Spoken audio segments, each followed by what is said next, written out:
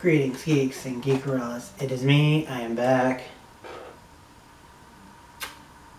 for another Riverdale.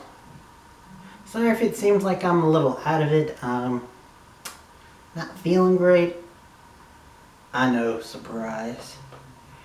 But it's that time of the year in Florida. Plus, on top of that, I'm prone to allergies, so yay. Anyway, we're not here to talk about that. We're here to talk about Riverdale, which was really good. I just wish I could have better energy to show it. Anywho, let's get into this. So this episode... Oh yeah, spoiler alert. If you haven't seen it, please go watch it, then come back. And tell me what you think in the comments down below. So this episode was... I feel like I need to do the thing I do with Black Lightning with Riverdale now. And that's split it up to characters. We can split it up to the main four.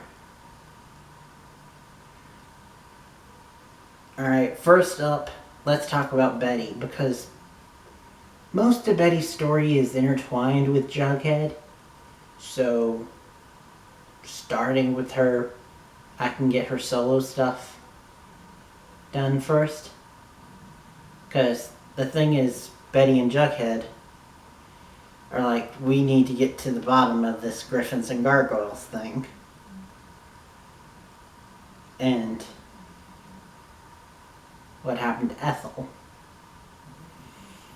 So, and then Betty starts to put it together that maybe the farm and the game are connected, which I'm pretty sure they are. And so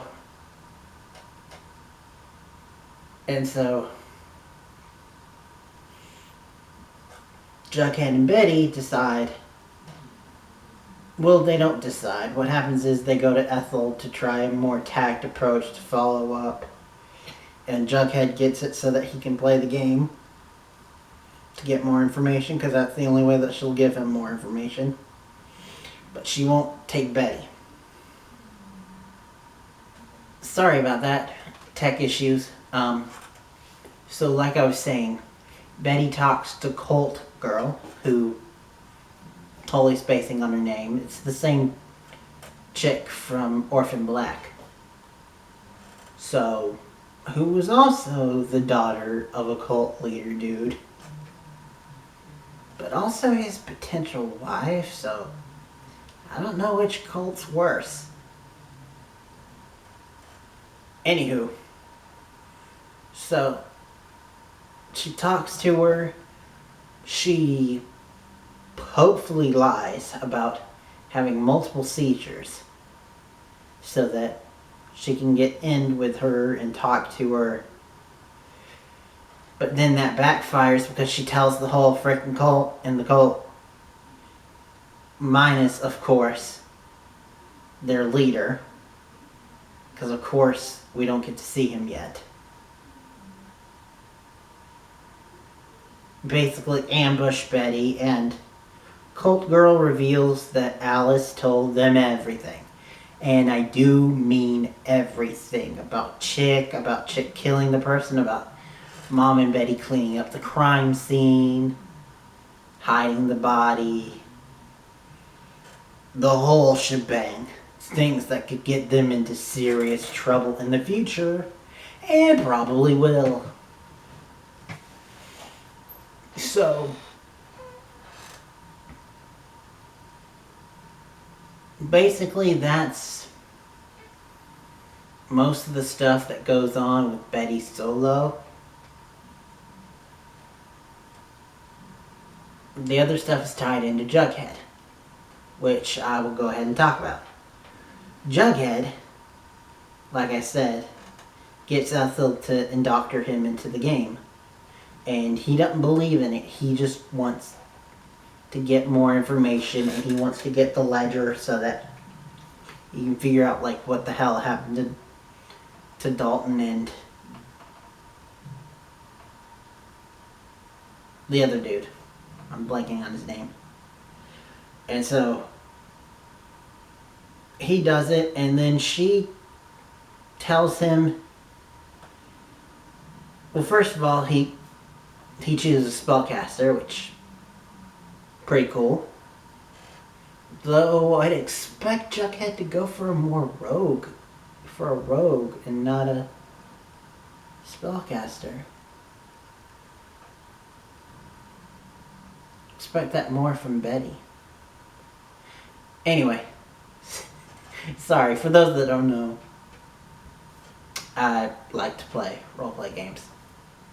The non-culty, non-killy kind. So, anyway,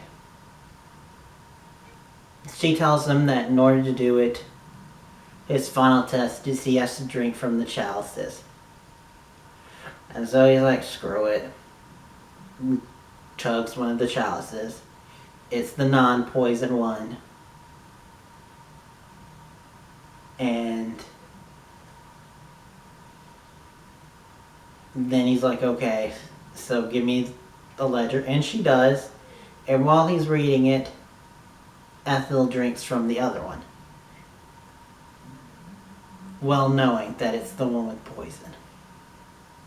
Because she wants to join them. So Jughead takes her to the hospital. He saves her, but she's clearly still out of it. And then, FP and Alice find out about Jughead playing the game.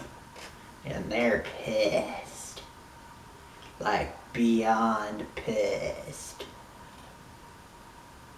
They try to explain that they're not playing it, they just wanted the info to know what's happening and to get more information, but they don't care. There's clearly something going on. Also, by the way, I didn't mention it earlier, but there's also something else going on between FP and Alice, which makes me simultaneously say yay and ew. Yay, because seeing their interactions, part of me does kind of ship it. But then I remember that their kids are together. Ugh. It's a little icky. Not incesty, but close. Especially because they flash from them in bed to Bughead in bed. Anywho, so Jughead, they burn the ledger, and so they're like, okay, everything's fine, everything's okay. And then they get to school, and Jughead gets to school and sees that everyone has Griffins and Gargoyles. They have a copy of how to play. And according to Jughead, by the end of the summer, everybody's playing it. Which, yay! But I tell you one person who, blessing and a curse, was not exposed to it.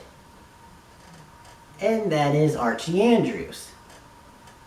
And that is because Archie is still in juvenile detention. Which, speaking of, let's jump to Archie's story. Archie's story is the fact that the warden comes in and he wants Archie to be part of his prisoner fight club thing, where they pit two prisoners against each other. And Archie wins. But he wins in like a 2-punch move. Which more enforces why the hell is AJ Kaba not a superhero. I mean, just look at that man. I could be wrong, but I think he might be more cut than Grant Gustin. Which, nope. no bad things for Grant. Anyway, back on subject. So, he does the fights, and like I said, 2-round kill. Warden likes the fact that he won, but doesn't like the fact that he didn't put on a good show. So he's like, you gotta put on a good show. So, you gotta get 5 rounds. And Archie's like, I don't want to do that. I don't want to beat him up. And so, he has a conversation with his conscience, represented by his dad, which is really cool. And also, it's cool that that real dad figures out that there's something going on and goes and gets his lawyers. But anyways, so Archie talks to his conscience manifestation and figures out that he can take the punches for himself, and he takes them on and then does the punch. And the warden, instead of saying like, oh, you got around my rules, is, oh, you're a star. You're gonna be my new star. And one of the things that he gives to him to say thank you for being my star, here's a reward, is a bottle of, I believe, bourbon. But then Archie remembers, there's another person who has that same exact prized bourbon. Hiram. I fucking knew it. Hiram was behind the whole thing. Sorry, ear itching. Hiram was behind the whole thing. So that gets him pissed, and he's like, okay, we're gonna break out. Which makes me think, are we going to get a Riverdale prison break before we get an Arrow prison break? Because for those that don't know, Arrow's currently in prison. So, I don't know. Coincidence, but weird. Okay. So speaking about Hiram, let's talk about his daughter. She's legit Veronica. She's legit running Pop's Diner. And things going kind of bad. But, and also she's got the speakeasy, and the speakeasy is ready, but she wants Archie to be there to dance with her on opening night. But he's like, no, you can't wait for him, you gotta do it. So she does. But before opening night, she gets a visit from Penny Peabody, that fucking bitch. Sorry, but I hate her. I love that actress, but I hate that character. She basically says, yeah, you need to hire us for protection from us. Veronica's like, nope. So, her and Reggie, which I low-key kind of ship it. Veronica and Reggie? Veggie? I'm calling it Veggie. Find Jingle Jangle. Like, massive amounts. Then right as that comes, the new corrupt sheriff comes for an inspection.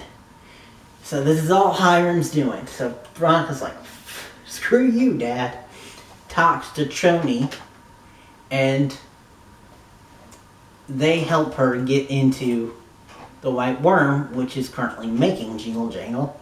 And so they take pictures and show it to her dad to say, look, you come after me again. You or your cronies come after me again. I will take these photos to the police. And not the dude that's in on your payroll, but the fucking FBI. So, and you will also give me money to help pay for Pop's Diner.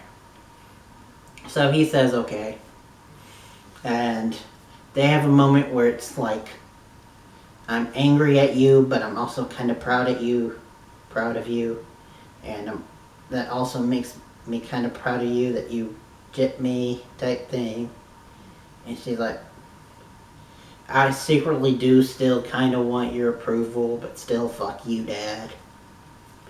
which was awkwardly good to see, especially to see Choni and see them, because they're a cute couple, and I love those three working together ever since Choni and Veronica worked together to free Cheryl.